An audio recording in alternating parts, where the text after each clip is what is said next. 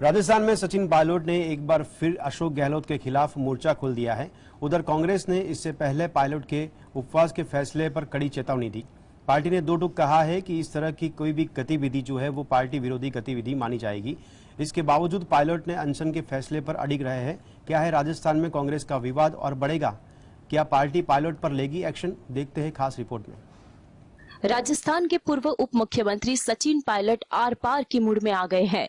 Pilot ने जयपुर के शहीद स्मारक में अपना एक दिन का अनशन किया। सचिन पायलट तत्कालीन सीएम वसुंधरा राजे के शासन में हुए घोटाले की जांच की मांग को लेकर वर्तमान सीएम गहलोत सरकार के खिलाफ अनशन पर बैठे हैं। पायलट वसुंधरा राजे के कार्यकाल में हुए घोटाले की जांच का मुद्दा उठा रहे हैं। पायलट ने वसुंधरा राजे पर करप्शन और कुशासन का आरोप लगाते हुए गहलोत के पुराने वीडियो चलाकर पूछा है कि इन मामलों की जांच क्यों नहीं हुई। उन्होंने कहा, कांग्रेस के पास पूर्व की बीजेपी सरकार के खिलाफ सबूत थे, लेकिन उस पर कार्रवाई नहीं की। राजस्थान में सचिन पायलट और अशोक गहलोत के बीच सियासी वर्चस्व की यह जंग 2018 के चुनाव के बाद से ही चली आ रही है। Bureau report, GSTV। तो राजस्थान में काफी समय से सचिन पायलट और गहलोत के बीच मतभेद की खबरें और अफवाहें आ रही है। अब राजस्थान में इसी साल चुनाव होने जा रहे हैं। जैसे जैसे चुनाव नजदीक आ रहे हैं, पायलट और गहलोत के बीच मतभेद बढ़ते ही जा रहे हैं। लेकिन क्या पायलट अनशन और कांग्रेस का विरोध बीजेपी के इशारे पर कर रहे हैं? क्या है राजस्थान की सियासत की रमत? देखते हैं इस रिपोर्ट में। राजस्थान की सियासत रंग बदलती देखने को मिल रही है, क्योंकि कांग्रेस के कदावर नेता सचिन पायलट खुद अपनी ही पार्टी की सरकार के खिलाफ अनशन कर रहे हैं।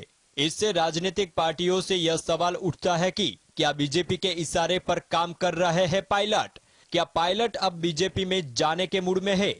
क्या पायलट चुनाव में कांग्रेस को नुकसान पहुंचाना चाहते हैं? क्या पायलट भी बीजेपी के इशारे पर राजे को निशाना बना रहे हैं? क्या राजस्थान में पायलट के कंधे से कंधा मिलाकर बीजेपी राजे और गहलोत को निशाना बना रही है? इन सवालों का जवाब चुनाव से पता चल सकता है। क्या पायलट कांग्रेस राजस्थान में अपनी स्थिति मजबूत करते हैं, या हो सकता है कि आलाकमान उन्हें गहलोत की जगह सीएम बना दे? लेकिन मौजूदा समीकरणों को देखते हुए सवाल उठता है कि क्या पायलट बीजेपी में शामिल हो गए? बीजेपी के इशारे पर पायलट राजस्थान में सियासी समीकरण साध रहे हैं। एक तरफ बीजेपी में हाईकमान और वसुंधरा राजे के बीच अनबन चल रही है, जिसे देखकर बीजेपी भी वसुंधरा राजे को ज्यादा प्रमोट नहीं करना चाहती है। अब राजस्थान में चुनाव बाद ही पता चलेगा कि किसकी नैया पायलट पार लगाएंगे, बीजेपी या कांग्रेस की। Bureau report. आखिरकार केंद्रीय चुनाव आयोग ने सोमवार को एनसीपी, टीएमसी और सीपीआई से राष्ट्रीय पार्टी का दर्जा तो छीन लिया है। वहीं आम आदमी पार्टी को अब राष्ट्रीय पार्टी के तौर पर जाना जाएगा। अब आयोग के फैसले को चुनौती देगी टीएमसी। कैसे, आइए जानते हैं खास रिपोर्ट में। तृणमूल कांग्रेस ने राष्ट्रीय पार्टी का तमगा छीनने पर चुनाव आयोग के फैसले पर नाराजगी जताई। रिपोर्ट के मुताबिक बताया है कि टीएमसी आयोग के इस फैसले को चुनौती देने के लिए कानूनी विकल्प को तलाश कर रही है। कहना है कि पार्टी ने कई राज्यों में बेहतर प्रदर्शन किया था। हालांकि सीएम ममता बनर्जी ने इस फैसले पर कोई आधिकारिक बयान नहीं दिया है। वहीं भाजपा प्रदेश अध्यक्ष सुकांत मजूमदार ने ट्वीट किया, टीएमसी ने राष्ट्रीय पार्टी का दर्जा खो दिया और एक क्षेत्रीय पार्टी के रूप में पहचानी जाएगी। टीएमसी को विकसित करने की दीदी की आकांक्षा को कोई जगह नहीं मिली, क्योंकि लोग जानते हैं कि टीएमसी सबसे भ्रष्ट, तुष्टीकरण और आतंक से भरी सरकार चलाती है। इस सरकार का पतन भी निश्चित है, क्योंकि बंगाल के लोग इस सरकार को लंबे समय तक बर्दाश्त नहीं करेंगे। Bureau report, GSTV। तो पूरे देश में मतदान प्रतिशत बढ़ाने के लिए चुनाव आयोग दूर दराज के इलाकों में लोगों को रिमोट वोटिंग मशीन से वोट देने की योजना लेकर आया है। लेकिन विपक्ष को यह योजना पसंद नहीं आई है। क्यों आखिरकार रिमोट जो वोटिंग मशीन सिस्टम है उसको विपक्ष पसंद क्यों नहीं करते? क्या कारण हो सकता है? देखते हैं इस खास रिपोर्ट में।